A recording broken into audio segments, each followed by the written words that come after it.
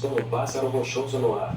É muito raro ver um voando por ali, então ele chama seu avô Vargas, que claramente nunca faltou à academia para ajudá-lo a pegar o pássaro para o jantar, e sem nada em suas mãos, o velho encontra um rastelo e o lança vários metros no ar, derrubando o pássaro sem esforço algum.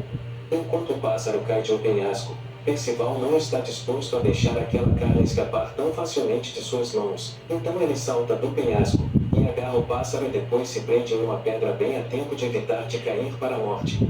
Eles então voltam para dentro, onde o avô deixa a preparação do pássaro para o Percival, e ele faz tudo com apenas uma mão. Depois disso, eles se sentam para comer a carne bem passada, porém no fundo vemos alguma magia roxa sinistra no pássaro, o que claramente não é um bom sinal.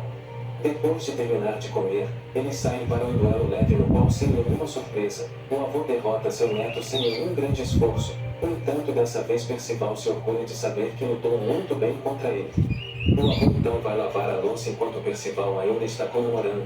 Porém, de repente ele se lembra de algo muito importante, que é que será o aniversário de Percival em breve e ele se esqueceu. Ele larga tudo o que estava fazendo e corre de volta para casa para encontrar Percival, que está mijando tranquilo.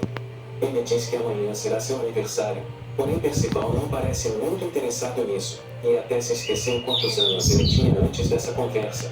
Mas ele fará 16 anos amanhã, o que significa que ele será um adulto neste mundo.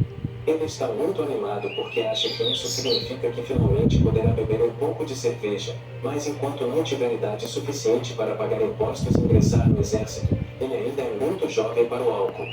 O avô leva ele até o topo do penhasco, e mostra a vasta extensão de espaço que se estende além desta ilha, com lugares apenas esperando ele para aventuras, lugares com muitas coisas para ele fazer, e lugares que ele pode até encontrar tesouros.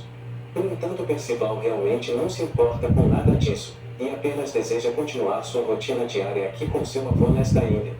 Naquela noite, enquanto eles jantam, o avô fala sobre como o pai de Percival saiu em aventuras assim que completou 16 anos, porém até onde Percival sabe seu pai está morto. O avô pergunta se Percival realmente não se sente sozinho depois de todo o tempo que passou nesta ilha remota, mas ele está perfeitamente satisfeito porque o avô está lá com ele. Mais tarde naquela noite ele não consegue dormir em suas andanças e vai para fora para olhar as estrelas, e ele pensa em todas as coisas maravilhosas que seu avô lhe contou e fica tão entusiasmado que não consegue ficar parado. No entanto, ele ainda está feliz com sua vida atual porque ele tem seu avô com ele, então ele não quer mudar isso, e está perfeitamente satisfeito com sua vida. Percival então adormece, e acorda para encontrar esse cavaleiro chegando na ilha em seu barco flutuante. O cavaleiro estava falando da família de um pássaro rochoso que ele abateu, então a pessoa que ele está procurando deve estar aqui. E nesse momento Percival se aproxima e expressa seu espanto ao ver o cavaleiro em um barco voador. O cavaleiro diz que está procurando por alguém chamado Vargas e Percival, e sem nenhuma sensação de perigo, ele diz para o estranho que esse é o nome de seu avô, e também pergunta como ele conhece seu avô. O cavaleiro diz que conheceu Vargas há 16 anos atrás quando ele ainda era um cavaleiro, e que ele está aqui para uma visita. Percival não questiona nada do que ele disse, e diz por que um amigo viria fazer uma visita com equipamento de batalha, ou porque seu avô não lhe contou sobre um amigo tão próximo em suas conversas. Mas então ele diz ao cavaleiro que seu avô está atualmente do outro lado da colina fazendo o café da manhã. E tendo obtido as informações de que ele precisava, o cavaleiro vai até lá para conversar com Vargas, enquanto diz ao Percival que ele pode brincar no seu barco voador para mantê-lo ocupado.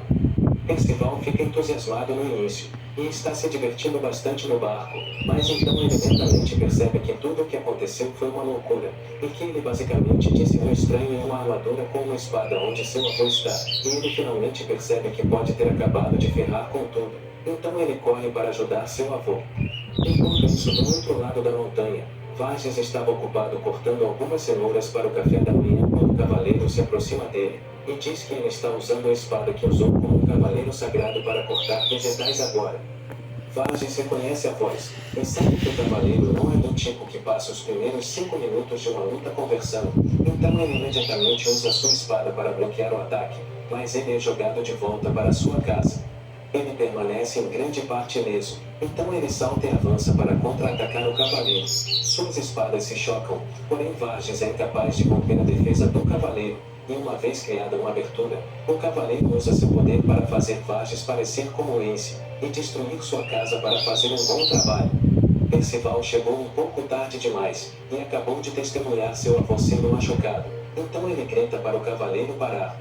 O cavaleiro obviamente não vai parar só porque foi solicitado, e então ele atira em Percival, dizendo que ele é o próximo na fila para morrer pelas mãos dele. Percival agarra uma das pedras que foi lançada pela explosão, e a joga no cavaleiro antes de pular. A pedra não conseguiu causar nenhum dano, então Percival tenta usar uma pedra maior desta vez, mas ainda não faz nada e Percival agora está na linha direta de fogo para um daqueles tiros.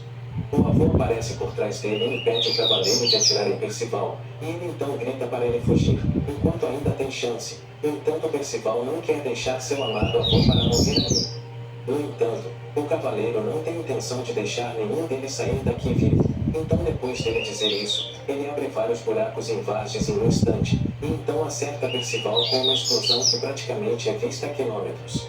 Percival está prestes a cair para trás, porém com o que resta de sua força, ele tenta dar um soco no cavaleiro. No entanto, seus pequenos braços não causaram muitos danos, e ele tosse um pouco de sangue antes de ser jogado para trás, e cair no chão e olhar para o céu quando começa a nevar. Varges pergunta ao cavaleiro por que ele viria aqui para matá-lo agora depois de tanto tempo, e ele explica que houve uma profecia dita alguns dias atrás, onde os cavaleiros do Apocalipse trariam a queda do Senhor Rei Arthur. Eles não têm pistas reais sobre quem poderiam ser os cavaleiros do Apocalipse, então ele pensou que poderia muito bem vir aqui matar Varges apenas por precaução. E mesmo que esse fosse o raciocínio dele, ele não precisava matar Percival daquele jeito, mas ele diz que foi tudo para um bem maior e foi embora. Percival se levanta, e pede desculpas ao avô por estar fraco demais para protegê-lo, porém seu avô está curioso para saber como seu corpo ainda está inteiro depois daquela explosão que atravessou ele, e chegou até atravessar uma montanha. Seu avô lhe disse que ele não deveria precisar proteger alguém como ele, e que deveria encontrar alguém mais merecedor.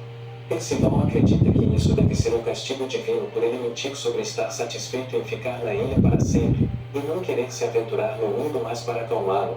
Varges também admite que ficou muito feliz quando Percival disse que estava perfeitamente satisfeito em apenas ficar com ele ali. Isso fez com que Percival sorrisse um pouco, mas Varges logo tosse mais sangue, lembrando que ele não tem muito tempo para continuar vivo. Tem algo que ele quer dizer antes de falecer, então ele diz a Percival que o nome do cavaleiro é Ironside, e que ele é na verdade o seu pai. Isso choca Percival